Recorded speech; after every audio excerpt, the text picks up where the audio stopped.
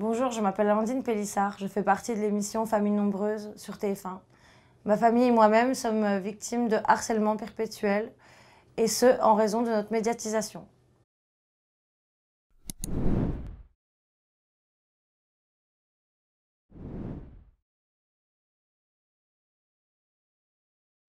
Bonjour Amandine.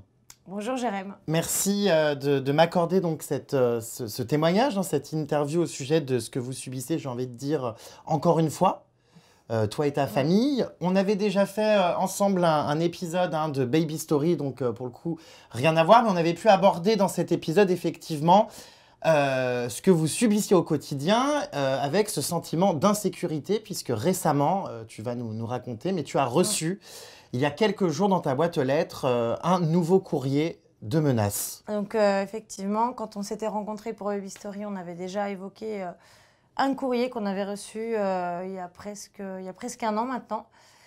Et l'histoire se répète, hélas. Et là, par contre, c'est d'autant plus inquiétant, en fait. Il y a des choses, des éléments qui nous font penser que la personne, en plus, n'est pas loin de nous. Donc, c'est vrai qu'on en a ras-le-bol. Et on est inquiet pour nos enfants et pour nous-mêmes. On va peut-être lire la lettre que vous avez reçue parce qu'elle est vraiment extrêmement violente. C'est une lettre écrite à la main, contrairement à la première qui a été tapée à l'ordinateur. A priori, ce serait une écriture féminine. Alors moi, je ne sais pas identifier. On voit que c'est pas une écriture d'adolescente. Non, mais ça, c'est sûr que c'est pas une écriture d'adolescente du tout. Espèce de saloperie. Avec ta gueule botoxée, tu ressembles vraiment à ce qui tu es. Une arabe avec tes cheveux frisés. Donc, je lis mot pour mot ce que la personne a écrit, donc avec les fautes de conjugaison que ça implique. Tu es une honte pour les familles nombreuses. Ton Léo et sa gueule d'arabe, avec sa choucroute sur la tête. Alex, complètement con. Léna, petite pute mal polie et insolente. Les petits attardés, ne parlent pas, chient encore dans leur couche. Fais gaffe, la roue tourne et bientôt, tu te retrouveras dans un gourbi, comme au début. Famille de cassos, abrutis, sales, tes filles sont sales, de vrais romanichels, des clochardes. Tu me fais vomir. Pas la peine de porter plainte, j'ai mis des gants. Oh. Et certaines insultes sont soulignées. Cassos, abrutis, vomir, voilà. C'est quand même... je suis toujours très choquée en découvrant, parce que tu n'es évidemment pas la seule à recevoir des courriers anonymes comme ça. J'avais interviewé la famille Gaïa, qui faisait partie aussi de l'émission sur TF1, qui avait reçu un courrier comme ça. C'est hallucinant. Effectivement, on a vraiment l'impression qu'on est face à quelqu'un qui n'a peur de rien et qui, pour le coup, tient des propos très violents. On voit quand même que c'est une écriture d'adulte. Oui. Comme je le disais, c'est ce qui est d'ailleurs encore plus grave et plus hallucinant. Vous avez reçu donc cette lettre dans votre boîte aux lettres. Par le facteur, effectivement. Elle est arrivée par la poste. Alors, c'est bizarre parce qu'elle n'était pas oblitérée d'un tampon de la poste, d'un cachet. Alors justement, quand on l'a reçue, nous, il y a des choses forcément qu'on ne connaît pas. On ne travaille pas à la poste. Donc, parmi ma communauté, certaines personnes sont salariées à la poste et m'ont apporté leur aide et ont justement identifié les différents codes qu'on peut voir sur l'enveloppe. Et il manque l'oblitération de la date. Il est fort probable que ce soit du coup une personne qui a posté ce courrier localement. Donc soit directement depuis la poste dans la caisse du courrier du facteur, qui l'aurait mis directement dans sa tournée. Là, on sent quand même beaucoup de haine envers mes enfants, notamment caractère raciste, puisque je suis d'origine algérienne, mon papa est algérien. Donc on reporte ça sur Léo, sur moi. On traite ma petite fille de 9 ans de pute. Donc ça, c'est quand même...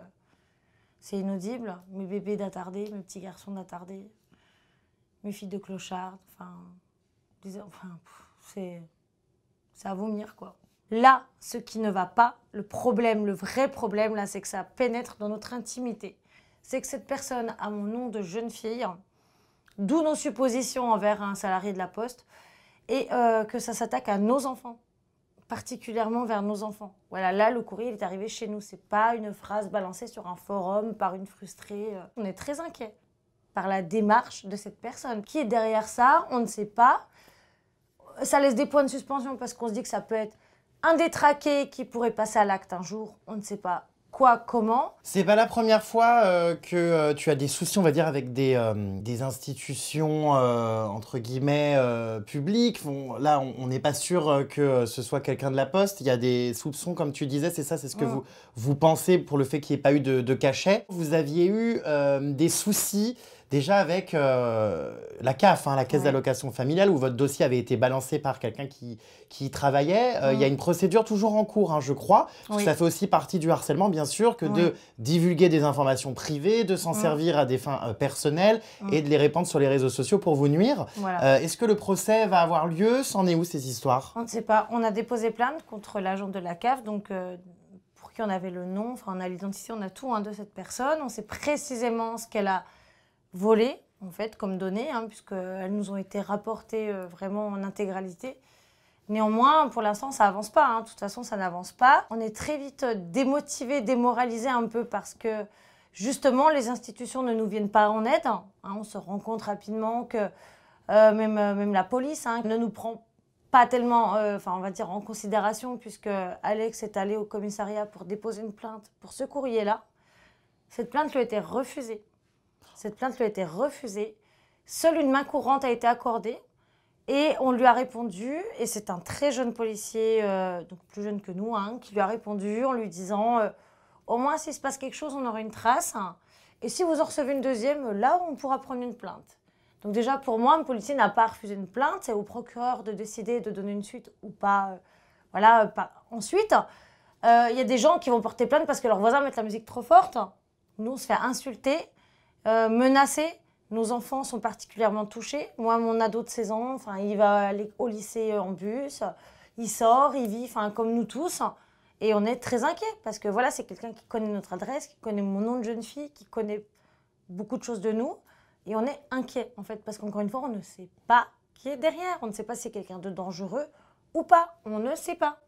Donc la police a refusé de prendre la plainte. Alors je voudrais quand même rappeler, c'est important pour toutes les personnes qui sont victimes de harcèlement, il n'est pas possible en fait qu'on vous refuse une plainte. Un policier n'a pas le droit de refuser une plainte. Vous pouvez donc bien sûr aller tenter de déposer, si malheureusement on vous la refuse, une plainte ailleurs dans un autre commissariat. Mais sachez que ça n'est absolument pas autorisé. Donc je suis quand même un petit peu surpris. Alors il y a quand même eu la main courante, mais effectivement, elle n'a pas d'ailleurs valeur de plainte, et ni de poursuite et ni d'enquête. Et surtout, c'est pas quand il s'est passé quelque chose qu'il faut réagir effectivement. Et c'est ce qu'on nous dit mot pour mot. C'est ce qu'on nous répond mot pour mot. On nous dit donc au moins ça laisse une trace. S'il se passe quelque chose, il y aura une trace. Mais s'il se passe quoi en fait? On attend qu'il se passe quoi? On sait qu'on est médiatisé, qu'on est exposé et que ça, malheureusement, et c'est pas nouveau et c'est pas prêt de s'arrêter, génère beaucoup de haine, de jalousie, d'animosité, de rage. Là, il y a des attaques racistes, il y a des menaces ouvertement. On traite mon bébé de 9 ans de pute, une petite fille de 9 ans de pute. Mon fils aîné, il prend le bus, il va au lycée, il fait sa vie d'ado. Mes filles, elles ont des activités extrascolaires, on va à l'école à pied, etc. On vit comme tout le monde. On est inquiet, on est prudent, on s'inquiète. Léo, je lui ai demandé qu'il est le 17 en dernier appel. Je lui ai demandé de faire le 17 sur son clavier téléphone, d'appeler, de raccrocher. Pour l'avoir dans les derniers appels et d'avoir sa main sur son téléphone. On va pas attendre que mon fils il se prenne un coup de couteau au coin de la rue en partant prendre le bus. On va pas attendre que mes enfants, se fassent harceler à l'école. On va pas attendre qu'il se passe quelque chose de dramatique pour réagir et pour dire merde, si on avait su quoi. Aujourd'hui, donc, tu es en colère contre les policiers qui t'ont reçu et qui ont refusé de prendre cette plainte. Bien sûr que je suis en colère parce que quand on se sent en insécurité, on s'en remet à qui? Aux forces de l'ordre. Je pense que ce policier, comme toutes les personnes de sa profession, sont censés quand même savoir répondre justement à nos besoins et à nos demandes d'aide, à nos appels à l'aide. Parce que là, c'est un appel à l'aide qu'on lui a lancé. On nous l'a refusé avec une légèreté, mais inadmissible. C'est quoi cette décrédibilisation en fait, des menaces, du harcèlement? Je pense qu'il est grand temps de mesurer en fait, le poids et les conséquences en fait, de tout ça. Ça génère des drames, des meurtres, des agressions, des suicides. Voilà, on en est là aujourd'hui. En France, aujourd'hui, les choses sont trop prises à la légère. Et tout ça, c'est encore trop pris à la légère. Et là, moi, ça, par contre, je ne le tolérerai pas. Je ne le tolérerai pas. Un détraqué, à nos coordonnées, à mon nom de jeune fille qui ne paraît nulle part et s'en prend à mes enfants. Donc stop, à un moment donné, stop, on est des êtres humains. Comme tout le monde, on a le droit de vivre. Comme tout le monde, certes, on partage notre quotidien, mais en rien ça justifie ça. Et mes enfants, en rien, ils ont le droit de se faire harceler, insulter, menacer comme ça. Le harcèlement n'a pas lieu d'être, tout comme le viol, tout comme le meurtre, tout comme tous les délits. C'est un délit, c'est puni de 3 ans d'emprisonnement et 45 000 € d'amende. Donc il est temps en fait que les administrations nous viennent en aide quand on les appelle à l'aide et que la justice fasse son travail. Il y a encore une maman là qui, juste avant Noël, s'est suicidée, qui a laissé 4 enfants. Qui a laissé 4 enfants derrière elle. Mavachou, dont j'ai fait un reportage, c'est ça. Mavachou s'est suicidée 2 jours avant Noël. Elle a laissé ses 4 bébés derrière elle. Tout ça parce que, en fait, on ne se rend pas compte de la portée des choses. On ne se rend pas compte, on se dit oui, elle avait qu'à couper ses réseaux. Mais non, en fait, c'est plus compliqué que ça va au-delà de ça. Moi, il y a une chose qui me révulse et qui me blesse et qui me fout en l'air, c'est quand ça touche à mes enfants. Mes enfants, c'est la chair de ma chair, je donnerai ma vie pour eux. Et quand je vois cette maman qui a été démunie au point de mettre fin à ses jours, c'est qu'elle devait être dans une détresse très profonde. Ça n'a pas été un geste lâche, ça n'a pas été un geste d'abandon de sa famille et personne n'a le droit de juger ça. Alors, il est quand même important de préciser, parce que je sais très bien qu'encore une fois, en s'exprimant sur ça, on va encore avoir des commentaires débiles du style « Oui, mais c'est pas étonnant, vous vous exposez à la télé, tu exposes tes enfants. » Ça, c'est comme l'histoire du viol. C'est plus possible d'entendre ça. Non. Exactement, c'est pas parce qu'effectivement, vous passez à la télé et que vous filmez votre quotidien qu'il est légitime de subir ce genre de choses. Non, c'est comme la femme qui sort en mini-jupe et qui se fait violer, on va lui dire qu'elle l'a cherché parce qu'elle est sortie habillée en aguicheuse. Non. C'est pas parce qu'on est à la télé, c'est pas parce qu'on est sur les réseaux sociaux qu'on doit subir ça. Les lois, elles sont les mêmes pour tous les citoyens de France, que ce soit à la télé ou derrière son écran, c'est pareil. On n'est pas des hologrammes derrière un écran, on est des humains en fait. On ressent des choses. Notre pain noir, on l'a bouffé, on l'a allègrement bouffé. On en a chié pendant des années. À un moment donné, la roue a tourné. Ok, effectivement, notre vie a changé, mais nous, jamais on changera. Jamais on changera. Par contre, tous ces gens qui sont forcément en masse et qui sont là à dénigrer, à détracter, ne se rendent pas compte, en fait, le mal qu'ils peuvent faire aux autres. Là, il y a quand même une famille qui se retrouve sans maman. Voilà, moi, je suis inquiète pour mes enfants. C'est l'histoire qui se répète et ça ne s'arrêtera pas, de toute façon, tant que les choses ne seront pas en place, tant qu'il n'y aura pas des vraies actions. Quand on ne vous accueillera plus dans un commissariat en vous disant, avec un ton semi-léger, à vous dire « oui, c'est pas grave, on attendra qu'il se passe quelque chose, au moins il y aura une trace », ou si vous recevez une deuxième lettre, mais déjà cette lettre, c'est la lettre de trop en fait. C'est la lettre de trop déjà, elle n'aurait jamais dû arriver chez moi, cette lettre.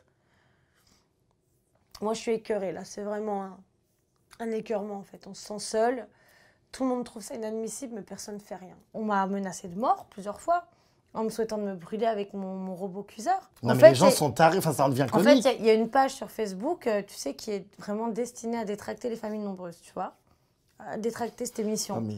Voilà, et il y a eu un article un jour d'une dame qui s'est brûlée violemment avec un Thermomix. Voilà, et quelqu'un a répondu, a posté ça sur cette page et a répondu ce serait drôle qu'elle se brûle avec sa blanquette parce que je cuisine, oui, forcément, j'aime bien cuisiner, donc je le partage. Et on vous souhaite ça, on vous souhaite la mort. Je pense qu'avant tout, c'est des gens qui ont besoin de consulter, c'est des personnes qui sont frustrées. On croise quelqu'un dans la rue, on ne va pas lui mettre une punch dans la gueule. Voilà. Donc les réseaux sociaux, c'est pareil en fait. Quand vous vous adressez à quelqu'un et que vous l'insultez, c'est comme si vous lui mettiez un coup. Donc on est plus ou moins résistant, mais à un moment donné, stop, ça n'a pas lieu d'être. Bon, en tout cas, c'est terrible hein, parce que ces réseaux sociaux, c'est vraiment devenu le paradis malheureusement des imbéciles et des gens qui se croient, intouchables. Mais ce qui est très flippant, c'est quand même de se dire que derrière ces faux pseudos, ces faux profils, tout ça, il y a quand même des gens qui existent. Il y a des gens qui existent. Et qui pensent ce qu'ils écrivent. Et clairement, là, la lettre que tu as reçue... Et qui en font une obsession. Et qui en font une obsession. Quand ça devient répétitif, c'est obsessionnel. Et la lettre que tu reçois, encore une fois... C'est quelqu'un qui nous suit, c'est sûr. Oui, et puis, il y a vraiment quelqu'un qui a écrit ce courrier.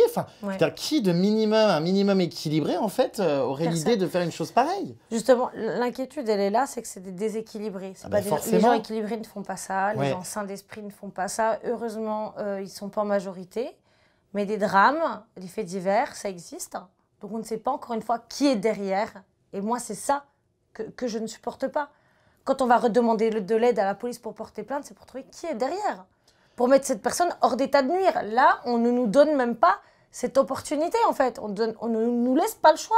Quelle est la réaction, par exemple, de la chaîne TF1 face à ça? Est-ce que vous en parlez avec eux? Est-ce qu'ils sont au courant, on va dire, un petit peu des retombées d'une exposition pour des personnes comme vous, de base anonymes? Forcément, c'est pas toujours évident. C'est une grosse médiatisation avec des millions de téléspectateurs. Est-ce que vous en parlez avec la production? Est-ce que des mesures sont prises? Bon, nous, on est une famille qui est présente depuis le début de l'émission. Hein. On est là depuis 2 ans. TF1, c'est vrai que voilà, ils sont au courant de ce qui se passe par les réseaux sociaux. Après, au-delà de ça, voilà, je pense qu'ils sont tout aussi impuissants que nous. Hein. Est-ce que finalement, il n'y aurait pas, comment dire, en termes de d'évolution par rapport voilà, à cette époque dans laquelle on vit et qui évolue en permanence avec les réseaux sociaux, est-ce que finalement, par exemple, ces productions de programmes ne pourraient pas mettre en place des cellules d'aide et d'accompagnement juridique? Est-ce qu'il ne faudrait pas, pourquoi pas, réfléchir, hein, c'est une proposition, moi, franchement, sérieuse à laquelle je pense, et on pourrait d'ailleurs le demander à ces chaînes, à ces productions. Je sais que c'était le cas à un moment donné de koh Alexia Laroche-Joubert, la productrice de koh avait attaqué avec la production un certain nombre d'internautes qui s'en prenaient à des candidats exposés dans cette émission. Oui, oui. Donc, est-ce que ça ne serait pas finalement aussi une solution pour vous, les familles nombreuses, ou pour toute personne qui apparaît dans un programme télé, que la production de la chaîne télé, à ce moment-là, puisse apporter voilà, une sorte d'aide juridique et épauler, on va dire, dans les démarches judiciaires en se constituant, pourquoi pas, partie civile, aux côtés des personnes qui déposent plainte? Et effectivement, vu les proportions que ça prend, vu le nombre de familles nombreuses qui sont victimes de cyberharcèlement, parce que je ne suis pas la seule. Oui, ça, si c'est quelque chose qui est envisageable, pourquoi pas? Ça, c'est clair que moi, je ne sais pas, je ne travaille pas chez TF1, je ne suis pas salariée de TF1, je ne sais pas ce qui est possible ou pas de faire. Mais effectivement, si on peut apporter une quelconque aide à tout ça pour que ça cesse, ce serait judicieux de le faire, oui, ça c'est sûr. TF1, ils ont fait un message de soutien il n'y a pas très longtemps parce qu'il y a une des mamans qui parlait de se suicider, machin, une des nouvelles familles. Disons qu'elle disait qu'elle comprenait que les gens en venaient à se suicider, quoi, par tout ce harcèlement, cette déferlante de haine qui s'abat sur eux d'un coup, quoi. Parce que c'est vrai que du jour au lendemain, quand on n'est pas, enfin, encore une fois, on n'est pas tous égaux face à ça. On ne subit pas tous, on ne supporte pas tous de la même façon. Et c'est vrai que du jour au lendemain, on est exposé. Donc, on s'en prend plein la gueule. Donc, on ne le vit pas tous de la même manière. Donc, effectivement, elle a eu dit qu'elle comprenait les personnes qui pouvaient en arriver là. Ce qui est légitime, quoi. Enfin, on le comprend tous d'ailleurs. Merci Amandine d'avoir accepté de témoigner pour ma plateforme de lutte contre le harcèlement. Je fais voilà, beaucoup de reportages, tu le sais, à ce sujet. Donc si ça ne va pas, tu sais que tu peux m'en parler, si tu as besoin d'aide, de conseils, tout ça dans les démarches. Et puis, comme d'habitude, il faut continuer de le dénoncer, puis rappeler à tout le monde que j'en suis la preuve, des condamnations peuvent bien avoir lieu quand vous êtes harcelé. J'ai fait condamner des personnes. Et ça existe, il y a bien une loi, c'est un délit. Donc c'est vrai qu'il ne faut rien lâcher. Et voilà, je vous souhaite plein de courage à toute ta famille. Et puis, restez comme vous êtes.